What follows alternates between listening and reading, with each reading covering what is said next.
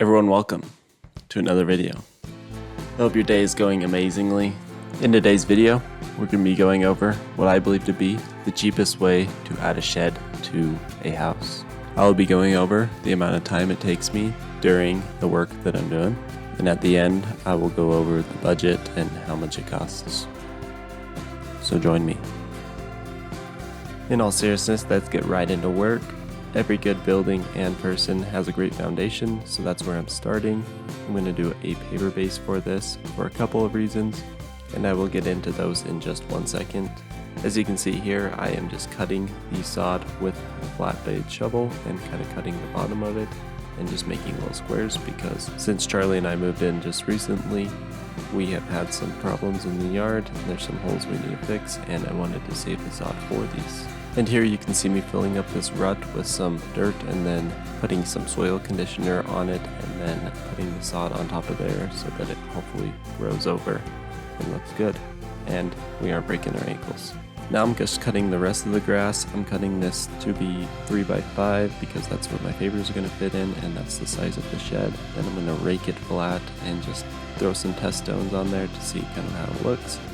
And I needed to cut a little bit more, so that's what I did. Tamped it down, put down some weed barrier, and then came paver sand. Smoothed out the paver sand as well as I could with the rake, and then kind of got a board to flatten it out more. Pounded it with my feet, and then it was time to lay those pavers. These say they're 1x1 pavers, 1 foot by 1 foot, but they're actually around 11.7 inches, so they will take up a little bit less space, and they will actually be slightly small for the shed that we got. If you can see, I am using a small level to level the blocks off away from the house and towards the left side of the screen here. I'm doing this because if there does happen to get water inside of the shed, it will run off over there. Charlie and Gypsy popped by to see how it's going, and they liked it so far.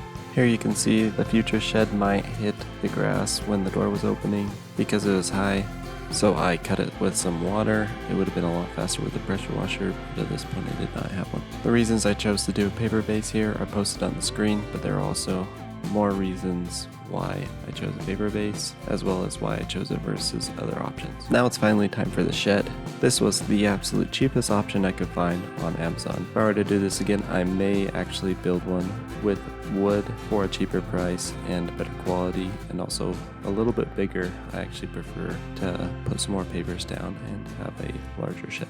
The reviews for this shed had me really scared to build it, but all in all, it really was not that difficult. Maybe 2 people would have helped. The quality is definitely poor, but it serves its purpose well for now. So here is where we're currently at.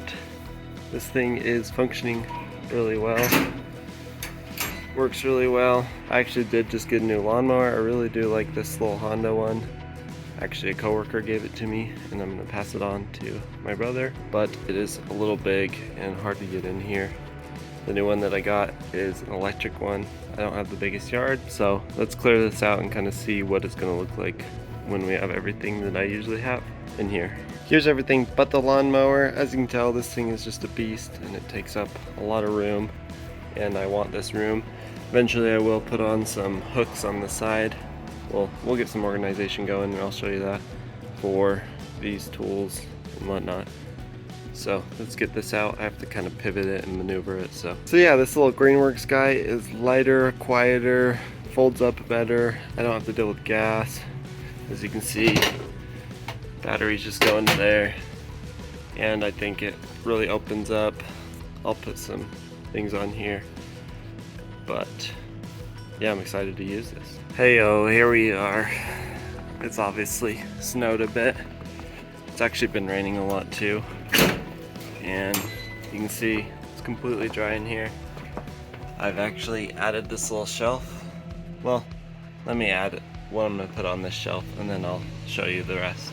It's holding some seed, some compost, paver sand, fertilizer, soil conditioner, and this is kind of just our setup for now. I put these in. They're kind of hooks, just holding up the things. And then I have my gas tank and obviously the lawnmower in here. These guys just have screws in them. I'll show you the back real fast. And then my fertilizer with my lawn mowing shoes. But here's the back. I just use little 2x4s, cut them at 1.5 inches. Gypsy just goes nuts for the snowballs.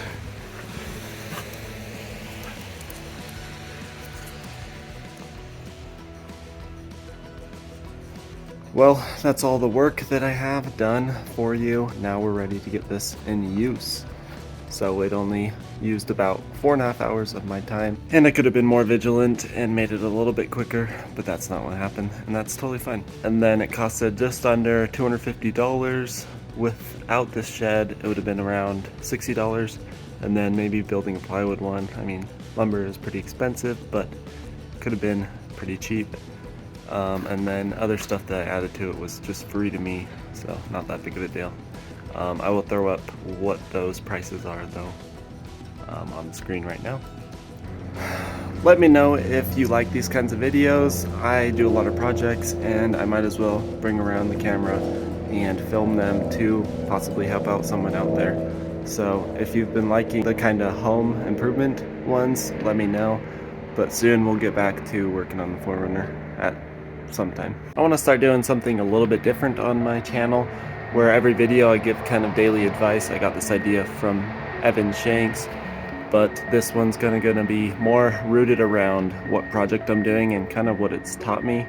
If you didn't know, I am pretty into self-development, and I would like to just pass on the lessons that I learned from my journey through that and kind of go with that. So for today, with this shed build, it is really something that small and simple does the job, at least for a long amount of time. If you're struggling with a task at work or just a relationship, sometimes something small and simple will help that out and be effective.